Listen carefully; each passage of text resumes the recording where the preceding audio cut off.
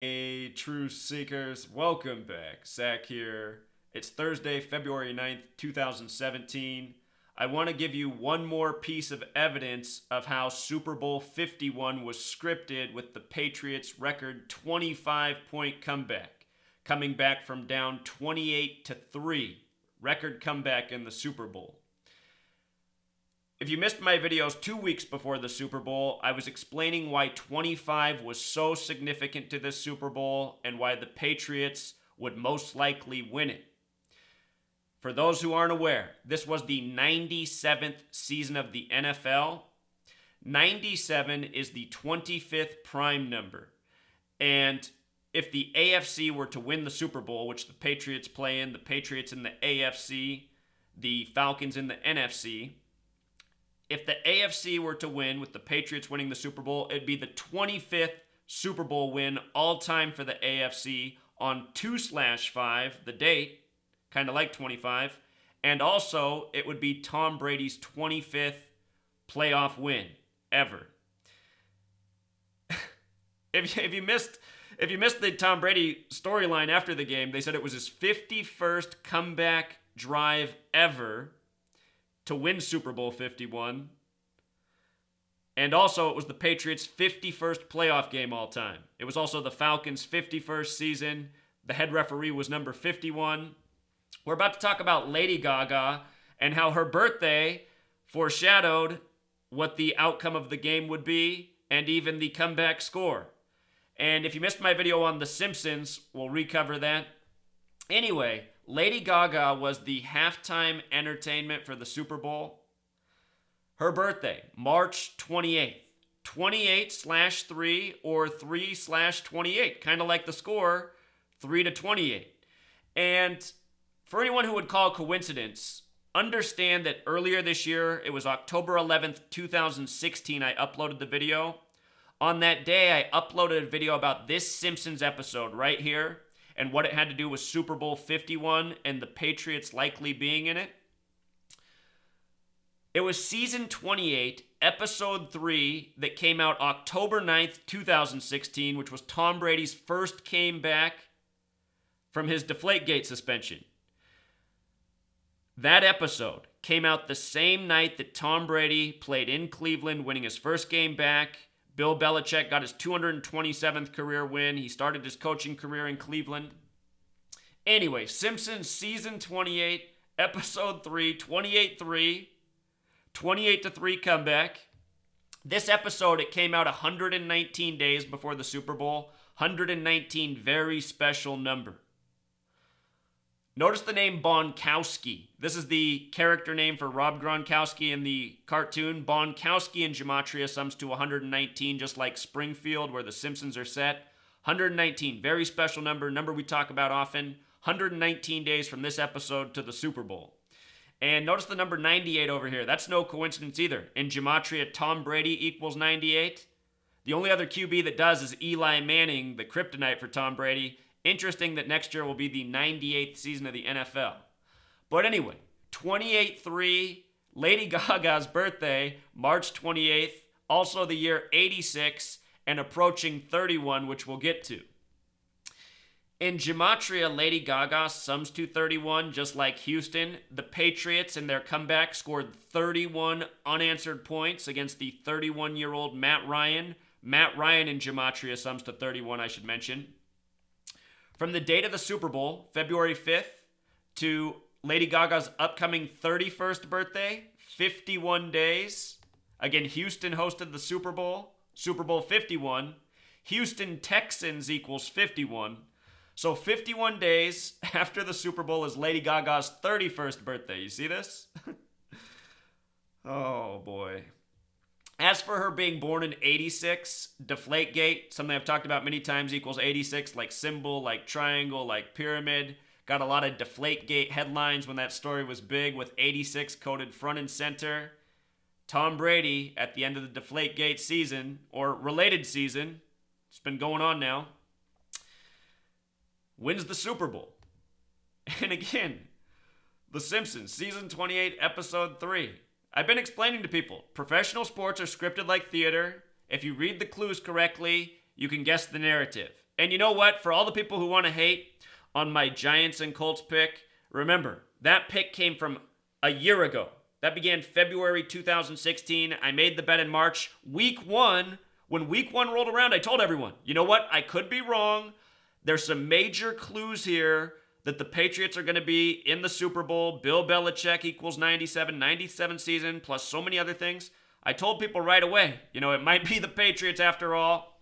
I pointed out along the way, 2 years ago, two seasons earlier when the Patriots won Super Bowl 49, the Colts were getting all this coding, and the Patriots went on to beat them in the AFC Championship, which was Deflate Gate. And I'm thinking about how this season, the Colts had a lot of coding, and the Patriots went on to win again. These teams have some backdoor relationship, Patriots and Colts. I have a feeling they're going to have a big playoff match next season on the way to the Super Bowl in Minnesota. And right now, with what my research is showing me, I think Tom Brady might become 6-2 in that Super Bowl, or if not that one, the one after. We still got a year or two left of Tom Brady. But anyway, Lady Gaga. Back to Lady Gaga.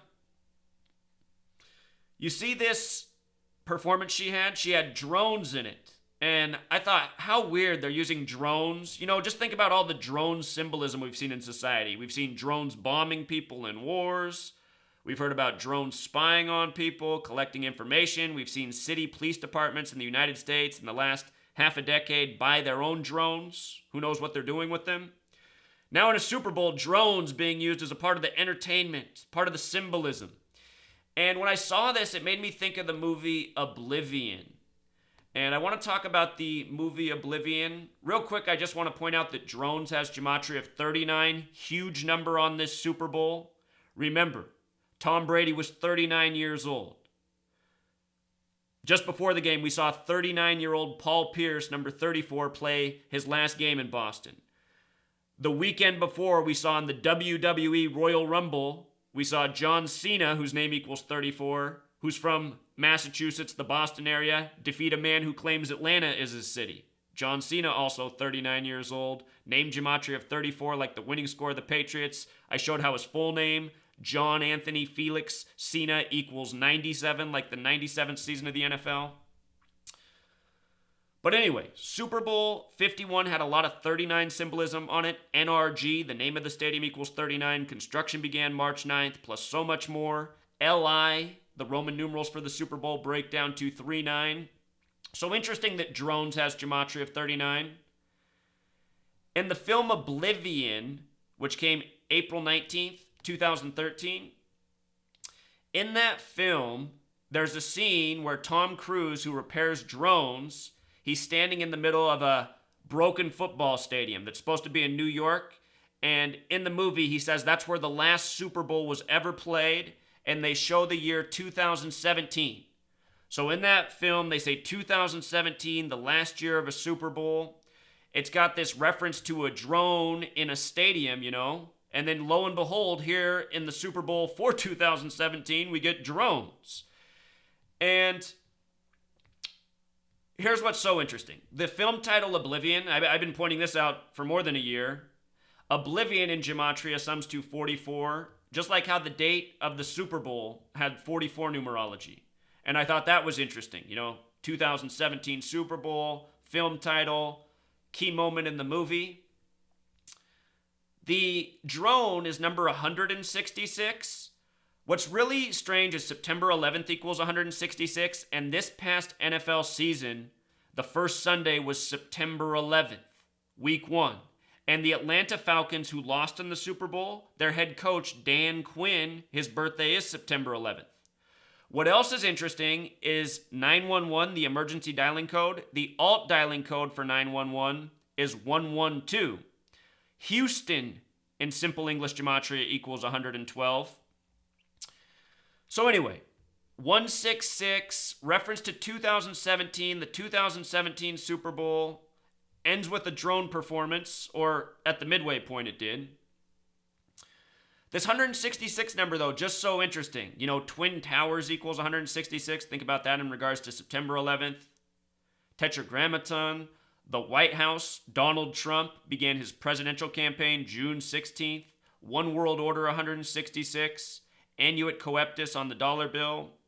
Secret Society, New York nuked could be coincidental, but it's interesting that that's what this movie hints at happened. Like there was nuclear warfare, the world was mostly wiped out, people are gone, they're a memory. There's some people that are now doing jobs such as maintaining drones that surveillance the planet. Have no fear, true seeker. Just understand this symbolism, this ongoing narrative.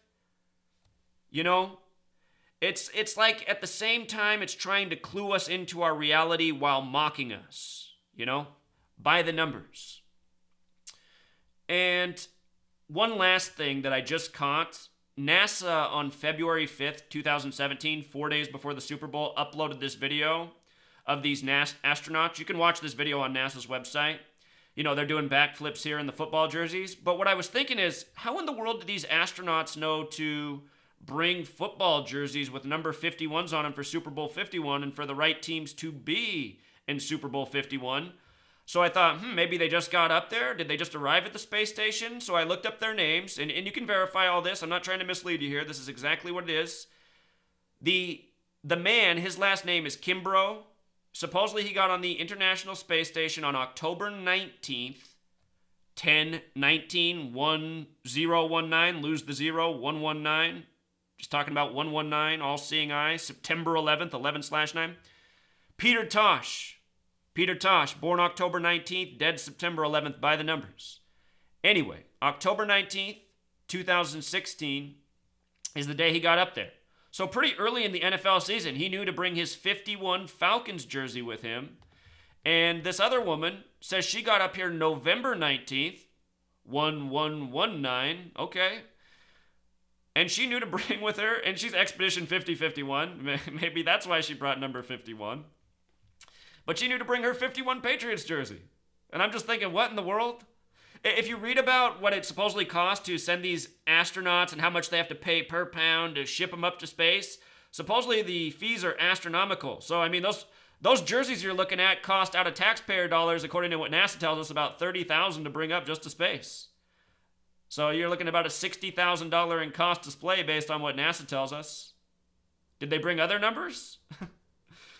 Maybe they had other jerseys. I don't know. But let me just show off the Gematrinator calculator real quick. Just to show you something else about 51 and outer space and Freemasonry and what's going on in the world. Gematrinator calculator, running slow. So this is a really cool calculator that was just built. So grateful for this. Thank you, Derek. When you come on, it loads up all these methods, and there's more methods to use here, and there's more that's interesting. But when I began this study, all I knew about were these two methods right here. And then along the way, I learned about how S could be worth 1 or 10. Anyway, let me just show you how this works real quick. If you write out outer space, it sums to 42. Think about space, or not Space Odyssey. What's that movie called? Hitchhiker's Guide to the Galaxy. And the joke about 42. Outer space, 42, with the S exception, 51. Also 123. NASA was established by Freemasons. They say everyone to have traveled to space is a Freemason. Notice, Freemasonry, Freemason, 42, 51, 96. The word conspiracy also shares similar gematria. And the way this is working, in case you're wondering, we'll just start with the ordinal because this is the alphabetic order. A is 1, B is 2, C is 3. Just going A1, B2, C3, D4 up to Z, the 26th letter. O's the 15th letter, N's the 14th. You see how this works? S is the 19th. So that's what ordinal is. All of these methods are based on the alphabetic order, and reduced, the difference is this.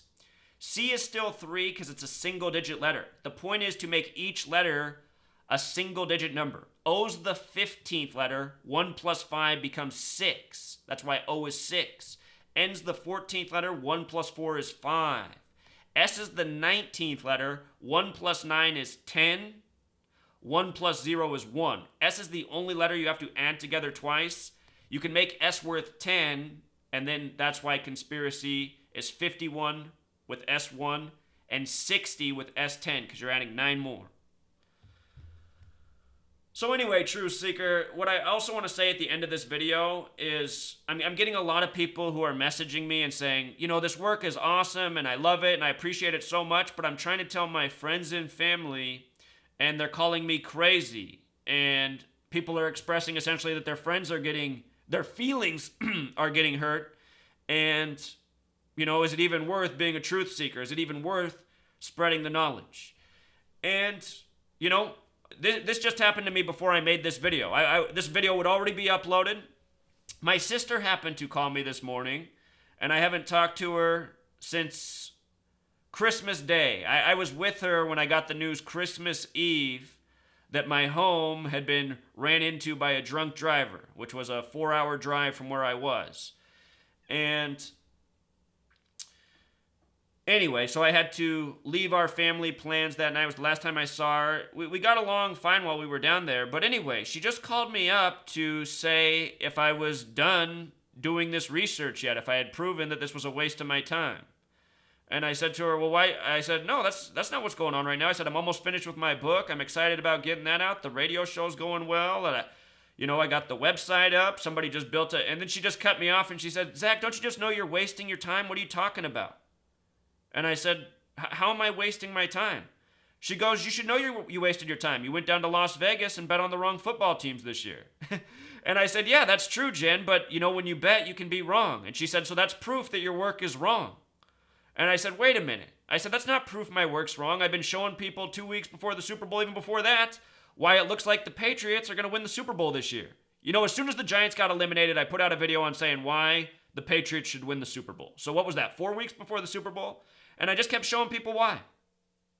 And I showed specifically why it was all about the number 25. And the Patriots had a record come back from 25. So I said that to my sister, but I couldn't get it in because she kept interrupting me. And you know what she kept saying to me? She kept saying, you sound mentally ill. She just kept cutting me off and saying I sounded mentally ill for trying to explain to her how this decoding system works and how even though I was wrong when I bet in March, nearly a full year before the Super Bowl, how I'd practically figured it out by week 1. I told everybody in week 1 a lot lined up for the Patriots that I overlooked, and they very well would likely end up being your Super Bowl champions. Wasn't hard to see, the Patriots, Tom Brady, they're the face of the league. I overlooked a major clue at the beginning of the year, but I caught it before they even played in week 1. I said that before they even won their first game. I told everybody they'd beat the Cardinals that night. So anyway, I was just trying to explain to my sister, having gone this back and forth, trying to explain to her the relevance of my work, all that I've shown this year, and she just kept dismissing it and saying it was all coincidence. So, I know exactly what it's like, people, to have somebody belittle you and say it's coincidence and say you sound mentally ill. My sister said, and while I was trying to explain my points, several times that I needed to be on medication and I needed a therapist. And all I'm doing is just explaining things that are completely logical. And, the truth is, my sister and I, this sounds mean, we're half, right? And I'm more fortunate than her in a way because she's older than me by more than a decade. She grew up in a single-parent household with my mother. And, she never got to know her dad.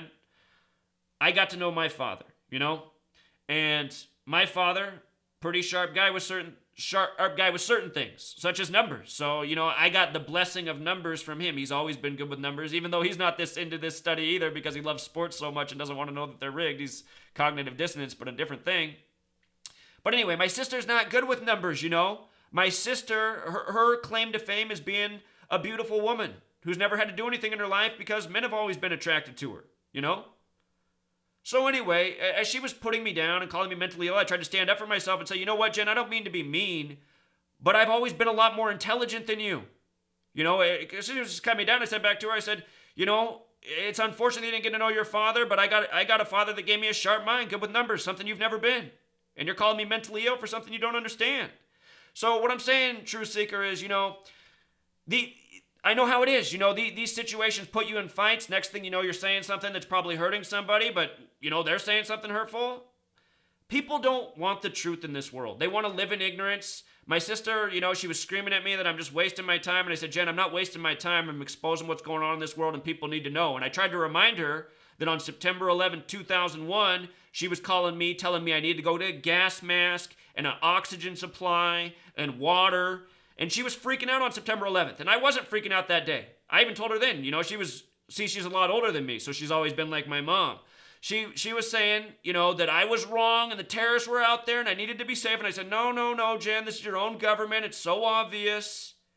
They're trying to scare you. Chill out. That's just the difference between me and my sister. She's never seen the truth, but, she's always felt more entitled and arrogant about her opinion and dismissive of mine. Just like everyone is. She calls me conspiracy theorist, mentally ill, take your meds. This is what's programmed in the American people. And it's just so unfortunate because, as most of us know who are awake, we're the more intelligent half, My sister, she's not dumb, but in terms of our overall intelligence between the two of us, it's no contest.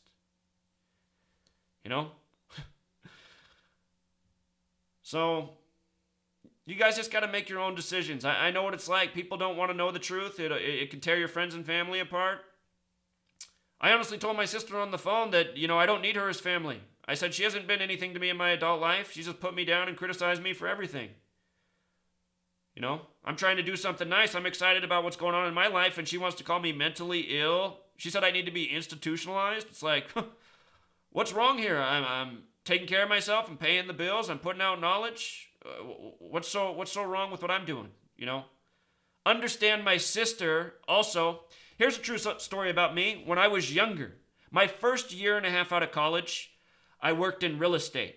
And I was exploiting the corrupt real estate market, and I was getting paid more money than I could have ever imagined at that age. A bad week was $2,000. I was clearing a lot of money working in this real estate hustle, taking advantage of a messed up system.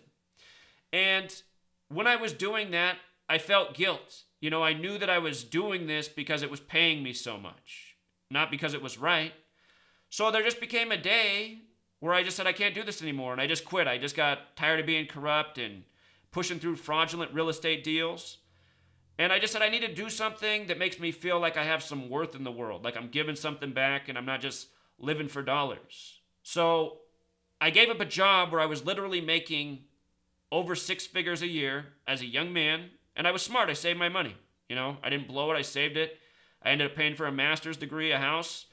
But anyway, the way I saw it was blood money. And I needed to do something right. So I quit my real estate job. I went and worked in a group home. And then pretty soon I went back to school so I could get my master's in education and teach. I decided I wanted to teach and help out children. When I did that, my sister and my mom and just everyone was just hating on me. They were like, who does this? Who gives up money to go work in a group home for $10 an hour? What are you doing? What kind of life choices are these? What kind of future do you want? That's what everyone was saying around me because they were all looking at it from just my perspective, like giving me what my own selfish perspective should be. That I should just be worrying about numero uno and, investing in my future and making as much money as I can while I can. And I just thought, I want to do something that makes me feel like I'm doing something important in the world.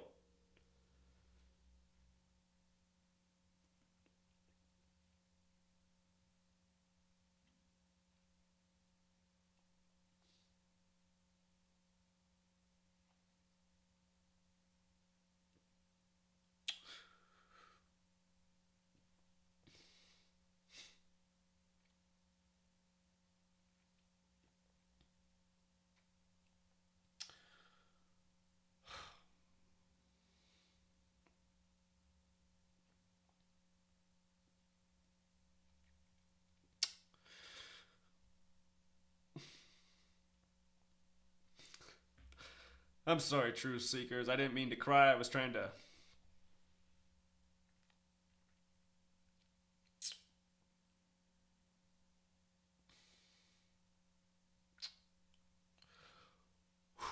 You just gotta breathe, truth seeker.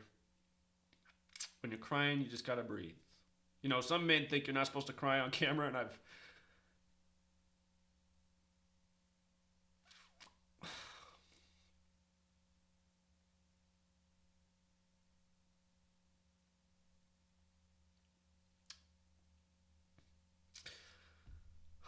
Well, I cried on camera. I can't get it together, truth seeker. I think you heard my point. I'm just trying to say I know it's hard. So for all of you who write me, I'm right there with you, but we're going to persevere together, okay? And I think people like my sister will eventually come around. So we just got to keep on fighting. Until next time, Truth Seeker.